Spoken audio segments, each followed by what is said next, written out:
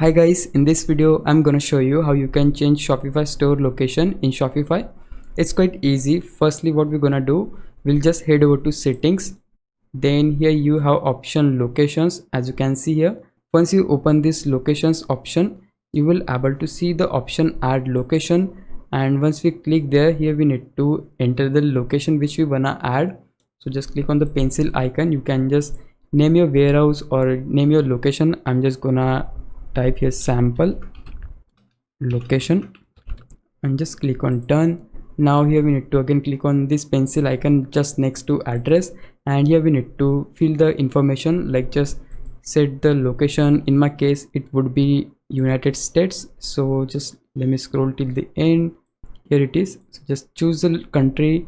Just underneath of country, here you can enter the address. So whichever location you wanna add, you can just enter the address of that.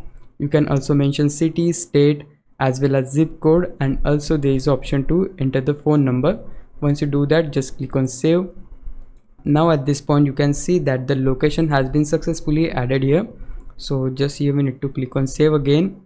Now you will see the pop-up like this, that whenever you add location in District of Columbia, the state requires you to collect sales tax, so you need to make sure this. Now in order to set this location as default location, we just need to click on locations option again.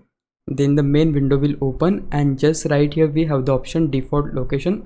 So from this drop down you can just choose the location which we have added now, and yeah, just click on save.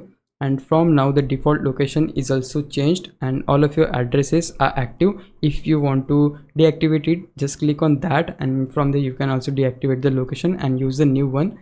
It's up to you, but yeah, that's it. This is the way you can change store location in Shopify. If you found this video helpful, please leave a like, subscribe the channel. I'll meet you in the next one. Bye bye.